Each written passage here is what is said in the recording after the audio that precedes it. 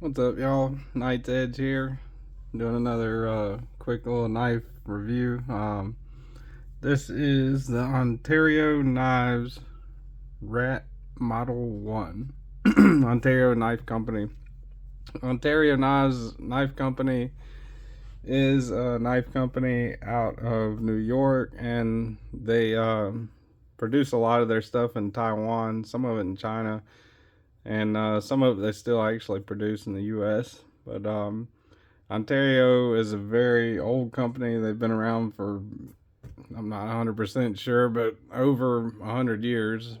Um, a lot of people's grandmas and grandpas probably got old butcher knife at the house that says Ontario Knives or Ontario Knife Company on it with the old wooden handle. That's a real famous butcher knife.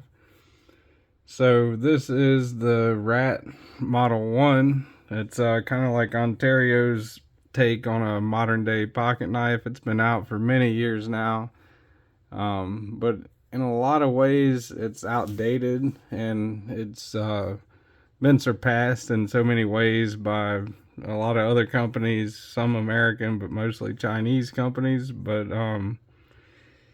it still holds its own. It's a pretty good knife for the price. You could call it a budget knife, a good budget knife for what you're getting. It's in a lot of ways the blueprint for what is to be considered a good modern day folder, and I'll go over all that here in a minute. First, go ahead and get some size comparisons out the way. That's it against the Spyderco Paramilitary 2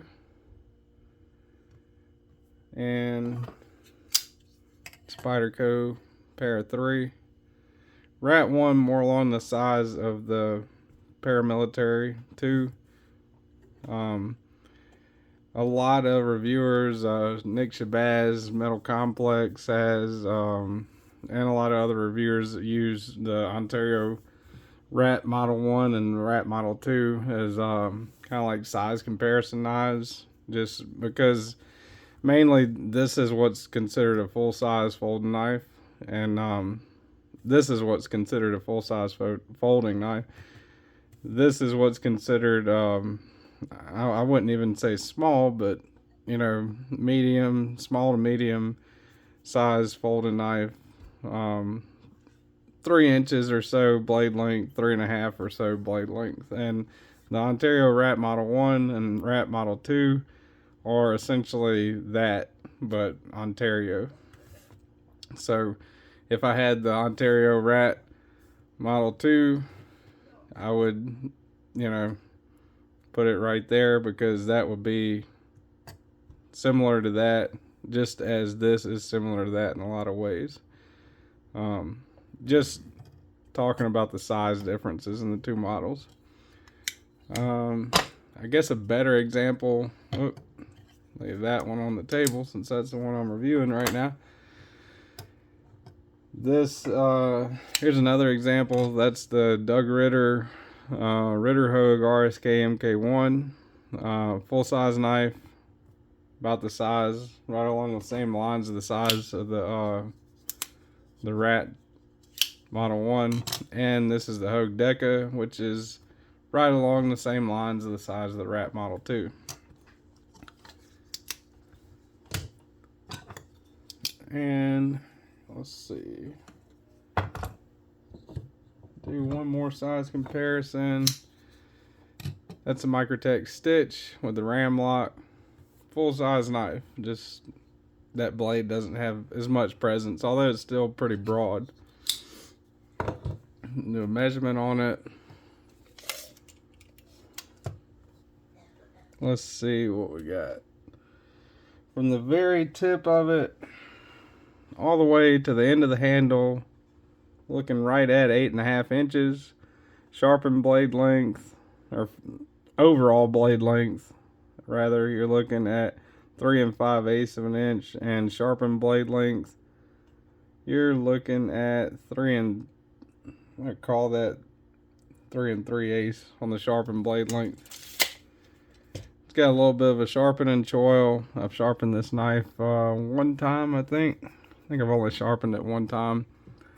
A little bit of a sharpening choil there, plus that little flat right there, which kind of helps with ergonomics whenever you're trying to choke up on it. Get the calipers out. Let's see, zero them out. So if you're looking at blade stock thickness on this thing, thickest part of it all the way on the spine, you're looking at 100 and roughly about 108 thousandths. And thinnest part, without being on the very apex,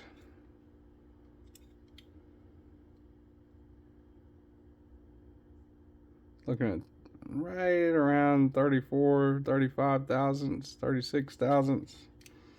So it's a pretty good slicing knife. Not an Opinel, not a super duper paper thin slicer, but it is a really good slicer knife if you're looking for something to open packages, boxes, and so on. Go ahead and do the carry profile in the pocket.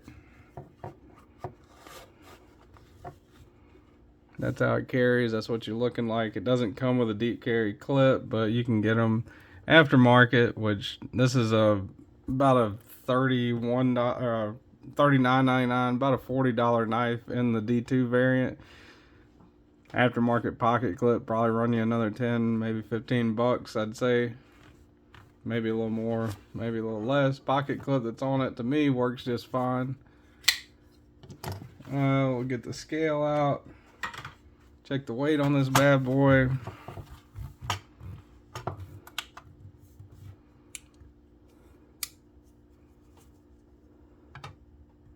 .9 ounces. Yeah, 4.9 ounces. That's a little heavy. That's a little on the heavy side compared to a lot of knives that have a right around the same blade length. It's definitely over the ounce and inch margin as far as weight to cutting edge goes. But then again, it's not terribly heavy. It's just whenever you got in your pocket, you'll know you got a knife in your pocket. Especially if you got something like gym shorts, sweatpants, you'll definitely, I wouldn't recommend wearing it with that. You know, especially if you don't have the strings on your gym shorts tightened up, tied in a knot, because then you're gonna be showing everybody something you don't want to show everybody. But yeah, it's a little heavier for that length, but I mean not super cumbersome, you know. I mean, if you're wearing work pants, blue jeans, it's par for the course, you know. You just know you got a knife in your pocket. It's fairly thick. I don't think I did the handles. Let's see, check that real quick.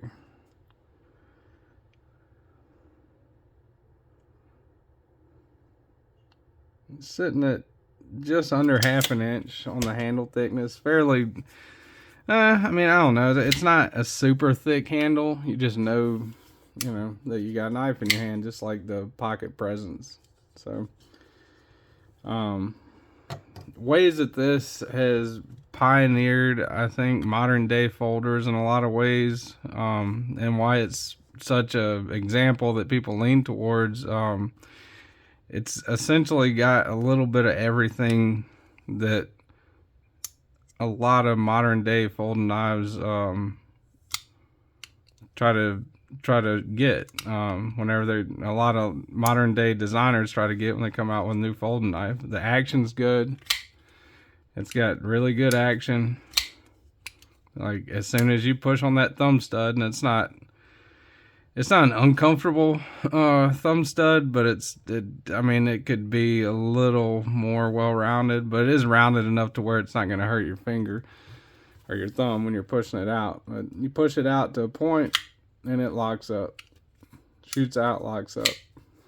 The lock up on it, solid lock up. That's your liner right in the middle of the blade stock right there.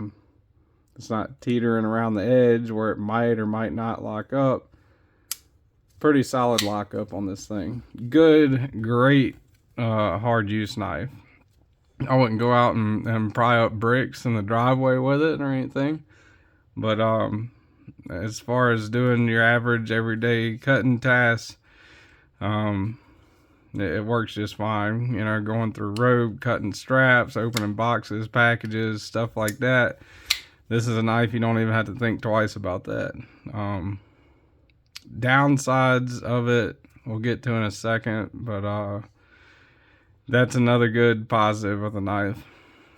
Another way that this is considered, I guess, a standard for modern day folders is the pocket clip situation. If you notice, you can, this is set for tip up right hand carry, but you can carry it left hand, tip up, tip down, left hand or right hand. So you can put that pocket clip here, or here.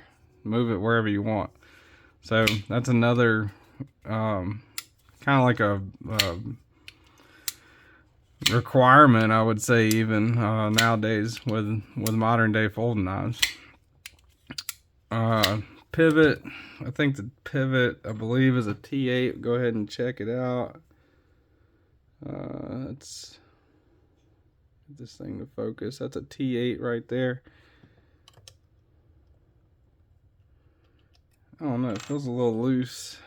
Check this. T10. Alright, T10 pivot. Body screws, I think, are T6. Yeah.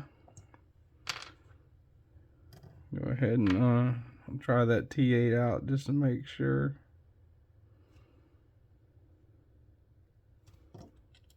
Yeah, the body screws are T6. Which, I mean, if you got good bits, they won't strip out. And just watch what you're doing. Apply the right amount of pressure to them whenever, if you have to ever take it apart and clean it. Which a lot of people this won't even affect. But T10 is really good size for the pivot. It doesn't have a captive pivot. That's another downside of it. A lot of modern day folders, and what I think every knife company should have, is a captive pivot. So if you're taking this knife apart, you got to have a T10 bit here and a T10 bit here, or else whenever you turn this is going to just move the whole time with it. Another positive of the knife, the G10 is really smooth. It feels nice in the hand. It's not rough or coarse or anything like that. This jimping here, a little bit of jimping right there, helps out a lot if you want to choke up on it and do some tighter cuts with it.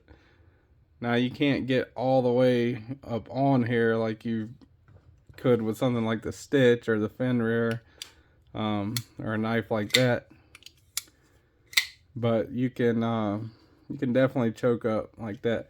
Now it fits, your finger naturally goes in this little groove right here. Fits really good. Good access to the liner lock right there.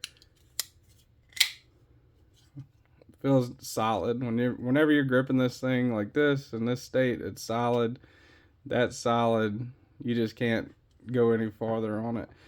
Got a pretty decent little pinch grip on it. If you want to put your thumb on this side, index on this side, you can pinch grip it a little bit. Not the best in the world at that, but you can. Overall balance of it, it's kind of centered. It's kind of more butt heavy, I would say. Yeah, the balance of it is centered right around the middle of this index finger cut out, which that's not bad. You know, that's actually pretty good if you're going to be holding it just like this. Went over action already. I think this thing is running on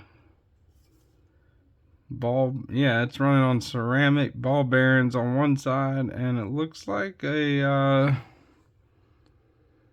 phosphor bronze washer on the other side.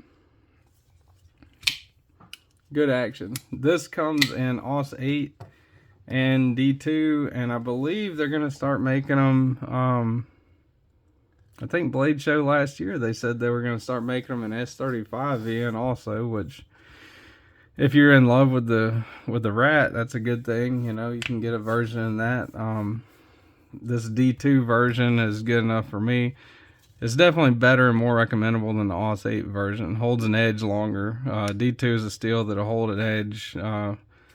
Although it's not like a super steel, it'll hold an edge pretty decently for everyday use. You're just going to be, you know, if you go and use it on rope, cut a bunch of rope or straps or something like that one day, strop it, you know, over the course of time, you'll have to sharpen D2 a little bit more than a lot of other steels, but it still holds an edge fairly decent, especially for the price of $40. This is, to me, an overall, it is a great knife. I think that's about it. I can't think of anything else to cover on it.